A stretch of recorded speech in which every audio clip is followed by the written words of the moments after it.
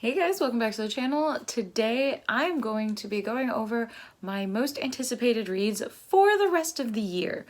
Now, surprisingly, there are a lot of books left to drop for November and December that I am way too excited for.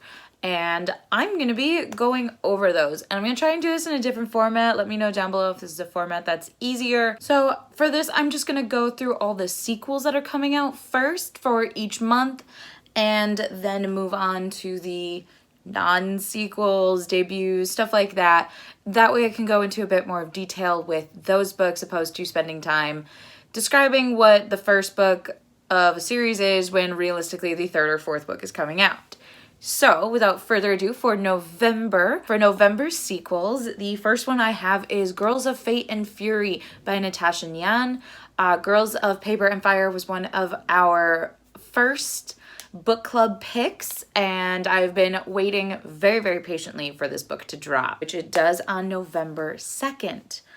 Also on November 2nd is A Psalm of Songs and Silence by Roseanne A. Brown. This is the sequel and finale to A Song of Wraith and Ruin, which I read at Sarah's behest earlier this year, so I am dying to get my hands on the sequel given that cliffhanger. Next up on November 9th, I have Aurora's End by Amie Kaufman and Kristoff. This is the finale to Aurora Rising, which again, after that cliffhanger in book 2, I am dying to get my hands on this book. November 16th is only sequels that I have on this list. The first one being The Nobleman's Guide to Scandal and Shipwrecks by Mackenzie. This is kind of a companion novel, but also kind of a sequel to the Gentleman's Guide to Vice and Virtue series.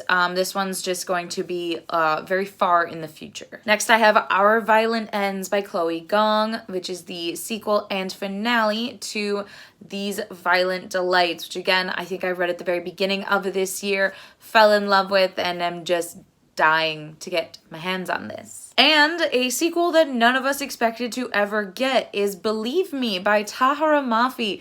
This is a little novella that she's releasing that starts after right after the events of Imagine Me, which is the final book in the Shatter Me series. So I think this is like book 7, and it's a novella, so 7.5. I don't really know. And on November 23rd, the last one that I have for November is Cytonic by Brandon Sanderson. This is book 3 in the Skyward series that I've been slowly reading, and I think I finished that series late last year. That was when this book got pushed a whole nother year, and I'm a little upset about it.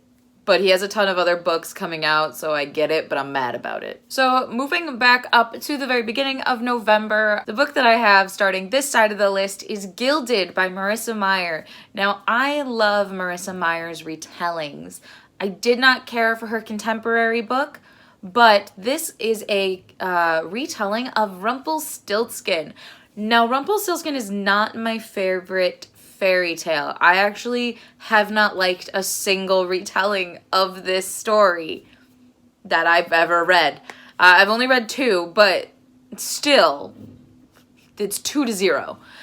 So I am intrigued to see if I like this. Like I said, I love Marissa Meyer's way of retelling things, and I have medium hopes for this. We'll call it medium. Up next is a book called Briar Girls by Rebecca Kim Wells. And this follows the story of a girl, Lena, who has been cursed by a witch since birth. Her skin kills people. Very rogue, very Shatter Me, and I love this trope. It's very fun. But the difference between that and this is happening in a more witchy era. And she's been living a sheltered life her entire life, and a girl stumbles into her little sheltered life and begs for help and tells Lena, hey, if you help me, I'll remove that curse.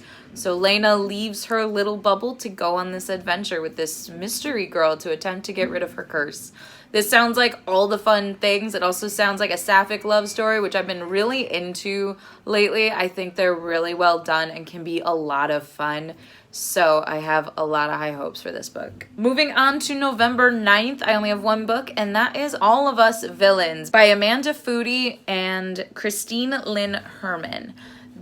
I love Amanda Foody. I read the Ace of Shades trilogy last year and was enamored by it. And when I saw that she had a new book coming out, that was literally the only thing. There were two things about this book that caught me. It was Amanda Foody, and the tagline to this book, it was, "You fell in love with the victors of the Hunger Games, now fall in love with the villains of this book."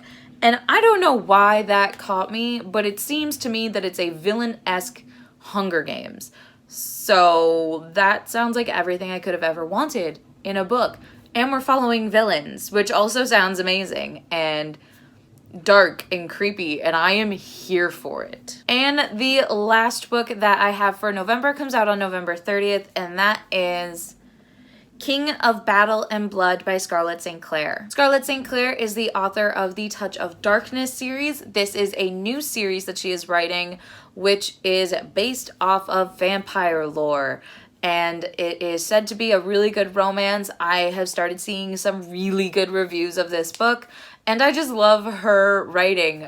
She writes supernatural and lore romance. I have no idea if that's an actual thing or what to call it, but that's what I'm going to call it because I am in love with it. She takes a really great spin on the Hades and Persephone myth, and I am so pumped to see what she does with vampire lore. And that's it for November. For December, however, while there were so many books for November, I only have 2 for December. One is a sequel, one is not. The sequel that I have comes out on December 7th, and that is The Righteous by Renee Ahdieh. This is the 3rd book in the beautiful trilogy, which I didn't know was a trilogy until I finished the 2nd book. I thought it was a duology.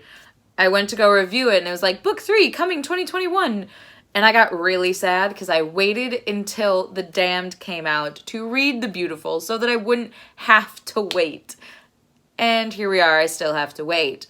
But it's okay, the book is great. It's a vampire romance set in the 1800s New Orleans, and it's fantastic. The atmosphere is great. The other book that I have also comes out on December 7th, and that is A History of Wild Places by Shea Ernshaw. I love Shea Ernshaw. I've read her other 2 books, The Wicked Deep and Winterwood, and loved them. She's very good at crafting dark, creepy, standalone books, and this is her adult debut, and I am so pumped to see how she migrates from young adult to adult. This story is following a very secluded town over a couple of generations, as outsiders tend to go missing when visiting this very small, reclusive town. And people over the years start to notice and start to wonder.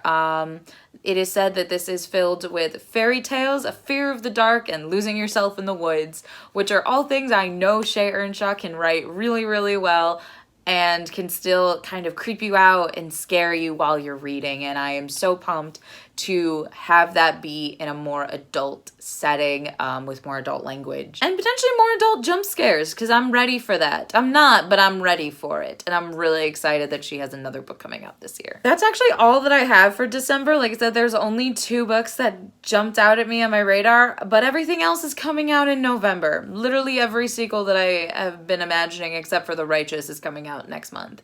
And I don't know if my wallet is ready for it, but we shall see.